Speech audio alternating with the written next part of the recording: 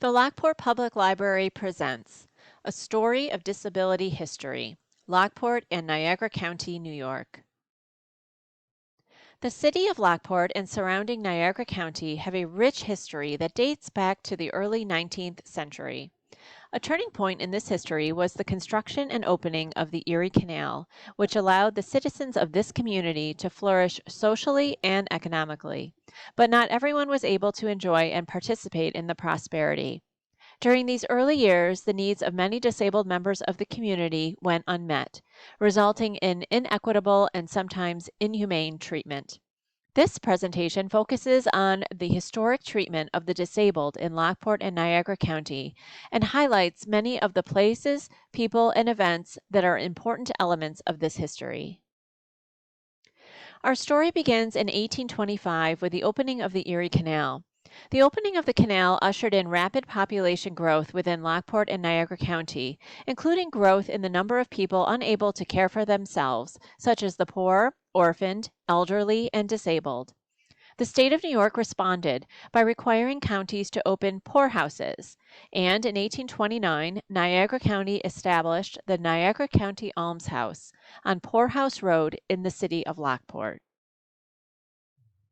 The Niagara County Almshouse was situated on 120 acres of land and included a working farm and quarry and provided care to a wide variety of needy groups. In addition to the destitute, elderly, and orphans, people who were deaf or blind, as well as those described in records as cripples, lunatics, idiots, and insane, were housed in the almshouse.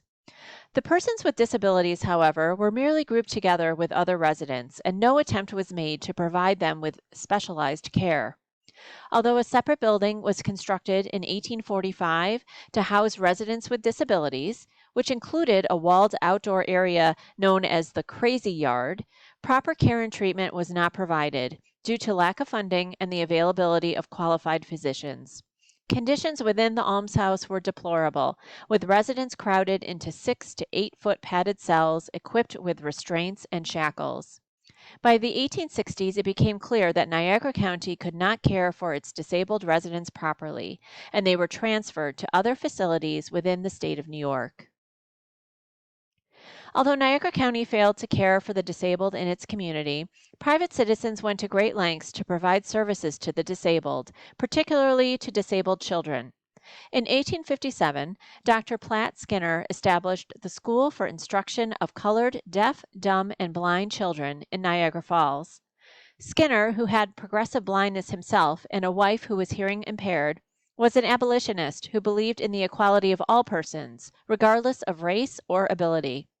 The school was highly successful, with some of its students later forming the nucleus of Gallaudet University in Washington, D.C. Unfortunately, however, the school's education of black students received much scrutiny and eventually led to the closure of the school in 1860. In 1915, Niagara County constructed a new almshouse known as the Niagara County Infirmary in the city of Lockport. Unlike the failed Niagara County Almshouse of 1829, the infirmary focused on caring for those with mental and physical impairments rather than those who were poor or orphaned. Nevertheless, the facility was persistently plagued by overcrowding and unsafe and unsanitary conditions, leading to its eventual closure in 1979. While the infirmary did not care for disabled children, private organizations emerged during the years of the operation of the infirmary that attempted to meet the needs of children with disabilities.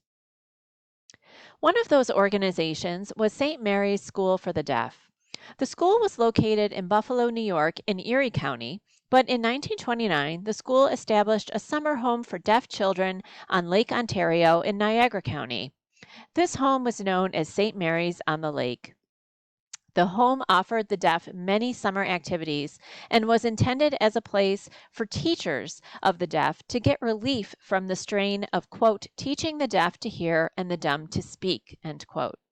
While hearing children sought to participate in the activities, they were refused as the school did not want to mix the hearing and deaf children.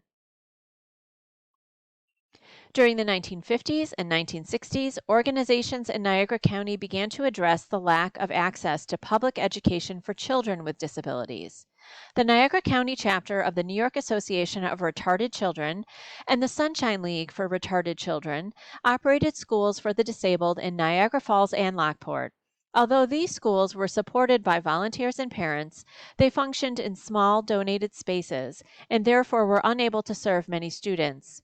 These limitations, as well as the slow improvement of programs for disabled children in public schools after passage of the Individuals with Disabilities in Education Act, resulted in the closure of the schools in the mid 1970s. The Niagara County chapter of the New York Association of Retarded Children, however, continued its work after the school closures and is the predecessor to the present day In Tandem Niagara, an agency which is dedicated to helping people with disabilities reach their maximum potential through integration within society and the provision of many support services.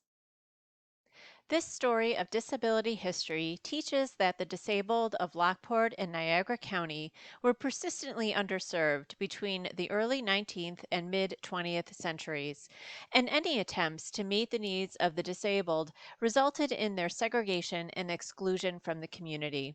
For further information about this history, visit the local history room of the Lockport Public Library.